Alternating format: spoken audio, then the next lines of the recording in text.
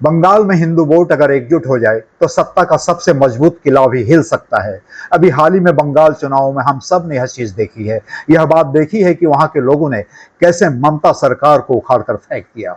शायद यही डर अब तमिलनाडु की राजनीति में भी दिखाई देने लगा है, क्योंकि जिस तमिलनाडु में दशकों तक सनातन विरोध को राजनीति का हथियार बनाया गया, आज उसी तमिलनाडु की विधानसभा में एक बार फिर से खुलेआम सनातन धर्म को खत्म कर देने की बातें होने लगी हैं। हाल ही में तमिलनाडु विधानसभा में डीएम के नेता उदयनिधि स्टालिन ने एक बार फिर से कहा, जो सनातन लोगों को बांटता है उसे खत्म कर देना चाहिए। यह बयान सीधे विधानसभा के अंदर दिया गया और उस दौरान सदन में मुख्यमंत्री सी जोसेफ विजय भी मौजूद थे। इस बयान के बाद पूरे देश में एक बार फिर से सनातन बनाम द्रविड़ राजनीति की बहस तेज हो गई है। दोस्तों, कहानी सिर्फ एक बयान की नहीं, कहानी उस राजनीति की है जो दशकों से तमिलनाडु में सनातन विरोध को वैचारिक हथियार बनाकर चलती रही। यही वजह है कि अब लोग पूछ रहे हैं, आखिर बार बार सनातन पर हमला क्यों? क्या है सिर्फ एक विचारधारा है या फिर बदलते राजनीतिक समीकरणों का डर? क्योंकि बंगाल में हिंदू एकता ने जिस तरह राजनीतिक माहौल बदला, उसने पूरे देश की राजनीति को नया संदेश दिया और अब यही चर्चा तमिलनाडु में शुरू हो चुकी है। दोस्तों, आपको बता दें, तमिलनाडु की जनसंख्या के आंकड़े खुद बहुत बड़ी कहानी कहते हैं। राज्य की लगभग 87.5 आबादी हिंदू है, जबकि मुस्लिम आबादी करीब 5.8% और ईसाई आबादी लगभग 6.1% है। यानी तमिलनाडु की भारी बहुसंख्या आज भी मंदिर परंपरा, आस्था और सनातन संस्कृति से जुड़ी हुई है। मदुरै का मीनाक्षी मंदिर, रामेश्वरम धाम, चिदम्बरम, पलानी, कांचीपुरम, यह सिर्फ एक धार्मिक स्थल नहीं बल्कि तमिल संस्कृति की पहचान है। और अब सबसे बड़ा सवाल यही उठ रहा है, क्या तमिलनाडु की राजनीति को पहली बार यह एहसास होने लगा है कि अगर हिंदू वोट बंगाल की तरह एकजुट हो गया तो दशकों पुराना राजनीतिक समीकरण टूट सकता है? क्योंकि जिस राज्य में कभी बीजेपी का नाम लेना भी मुश्किल माना जाता था, अब उसी तमिलनाडु में बीजेपी का खाता खुल चुका है और हिंदुत्व, मंदिर और तमिल सनातन विरासत का नैरेटिव भी बहुत तेजी के साथ फैल रहा है। यही कारण है कि अब सनातन सिर्फ धार्मिक शब्द नहीं रहा, यह राजनीतिक युद्ध का केंद्र बन चुका है।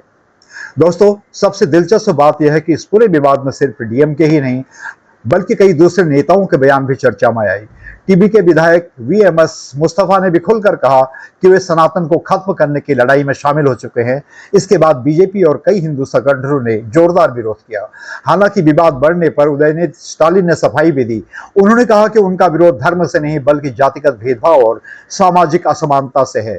उनका कहना था कि सनातन को खत्म करने का मतलब मंदिर या पूजा का विरोध नहीं। लेकिन दूसरी तरफ आलोचकों का कहना है कि बार बार सनातन खत्म करो जैसे शब्द करोड़ों हिंदुओं की आस्था को चोट पहुंचाते हैं और यही कारण है कि हर बार एक ऐसा बयान राष्ट्रीय बहस बन जाता है। दोस्तों, अब तमिलनाडु की राजनीति में एक नया मोड़ भी आ चुका है, क्योंकि दशकों तक डीएमके और एआईएडीएमके के बीच घूमने वाली सत्ता में अब अभिनेता से नेता बने सी जोसेफ विजय की एंट्री हो चुकी है।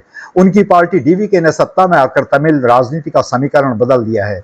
यही वजह है कि अब लोग यह भी देख रहे हैं कि सनातन विवाद पर विजय की चुप्पी आखिर क्या संकेत देती है। और यहीं से शुरू होती है असली राजनीतिक लड़ाई, क्योंकि अब तमिलनाडु में लड़ाई सिर्फ चुनाव की नहीं रही बल्कि पहचान, संस्कृति और वैचारिक नियंत्रण की लड़ाई बन चुकी है।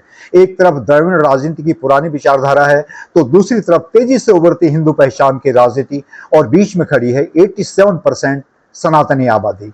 दोस्तों, इतिहास गवाह है, भारत में जब जब लोगों को लगा कि उनकी आस्था या पहचान पर हमला हो रहा है, तब तक राजनीति ने करवट ली है। बंगाल में भी यही हुआ था और अब तमिलनाडु में भी यही सवाल गूंज रहा है कि आने वाले समय में दक्षिण भारत में हिंदू वोट बैंक खुलकर आकार लेने वाला है। क्या मंदिर संस्कृति और सनातन तमिल राजनीति का केंद्र बनने वाले हैं? और अगर ऐसा हुआ तो तमिलनाडु की राजनीति में एक ऐसा भूचाल आ सकता है जिसकी कल्पना शायद पुराने राजनीतिक दलों ने कभी भी नहीं की होगी। सनातन को खत्म करने वाले बयान कुछ नेताओं के लिए सिर्फ राजनीति हो सकते हैं, लेकिन करोड़ों लोगों के लिए सनातन उनकी आस्था, संस्कृति और सभ्यता है। और जब सभ्यता जागती है तो राजनीति की दिशा बदल जाती है। अब देखना यह है कि तमिलनाडु में सिर्फ बयानबाजी बनकर रह जाएगा या फिर यही बयान आने वाले समय में दक्षिण की राजनीति का सबसे बड़ा टर्निंग पॉइंट साबित होंगे।